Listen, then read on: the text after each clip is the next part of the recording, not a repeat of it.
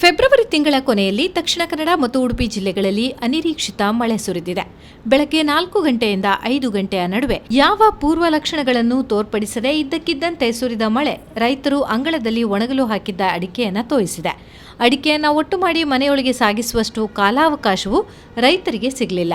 ಟರ್ಪಾಲುಗಳಿದ್ದವರು ಅದನ್ನು ಅಡಿಕೆಯ ಮೇಲೆ ಹೊದಿಸುವ ಮೂಲಕ ಮಳೆಯಿಂದ ಅಡಿಕೆ ಹಾಳಾಗುವುದನ್ನು ರಕ್ಷಿಸುವ ವಿಫಲ ಪ್ರಯತ್ನ ಮಾಡಿದರು.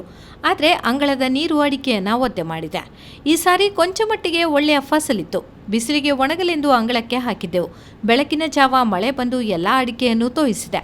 ಅಡಿಕೆ ಕಪ್ಪಾಗಿದೆ. ಇನ್ನು ಇದಕ್ಕೆ ಮಾರುಕಟ್ಟೆಯಲ್ಲಿ ಅರ್ಧ ರೇಟು ಸಿಗೋದಿಲ್ಲ ಎನ್ನುತ್ತಾರೆ ಸಣ್ಣ ಪ್ರಮಾಣದ ಅಡಿಕೆ ಬೆಳೆಗಾರರಾದ ಜಯದೇವ ಭಟ್. ದಿಢೀರ್ ಬಂದ ಮಳೆಯಿಂದ ಎಲ್ಲ ಅಡಿಕೆ ಒದ್ದೆ ಆಗಿದೆ. ಅಂಗಳದಲ್ಲಿ ಎಲ್ಲ ನೀರು ತುಂಬಿ ಅಡಿಕೆ ಹೋಗಲಿಕ್ಕೆ ಹೊರಟಿದೆ. ಇದೀಗ ಒಣಗುವುದೂ ಇಲ್ಲ. ಪಕ್ಕ ಇದು ಕಪ್ಪಾದ ಅಡಿಕೆಗೆ ರೇಟ್ ಇಲ್ಲ ಏನು. ಇದೀಗ ಇನ್ನು ಇದೇ ರೀತಿ ಒಂದು ವಾರದೊಳಗೆ ಒಣಗದೇ ಇದ್ದರೆ ಇದಕ್ಕೆ ಏನು ಒಂದು ಕರಿಗೋಟಿನ ರೇಟು ಕೂಡ ಸಿಗುವುದಿಲ್ಲ. ಪೂರ್ತಿ ನಷ್ಟ ಆಗಿದೆ.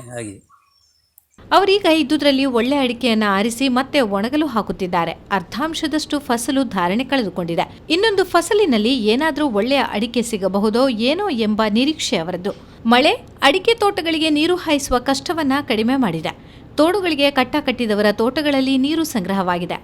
ಒಂದೆಡೆ ಇನ್ನೂ 10-15 ದಿನ ನೀರು ಹಾಯಿಸಬೇಕಾಗಿಲ್ಲ ಎನ್ನುವ ಸಮಾಧಾನವನ್ನ ರೈತರು ಹೊಂದಿದ್ದಾರಾದರೂ ಸಣ್ಣ ಮತ್ತು ಮಧ್ಯಮ ಅಡಿಕೆ ಬೆಳೆಗಾರರಿಗೆ ಇದು ಪ್ರಕೃತಿಯ ಮುನಿಸಾಗಿ ಕಾಡಿದೆ. ಅಡಿಕೆ ಹಾಳಾಗಿರೋದ್ರಿಂದ ಬ್ಯಾಂಕ್ ಸಾಲ ಕಟ್ಟುವ ಚಿಂತೆ ಬಾಧಿಸತೊಡಗಿದೆ.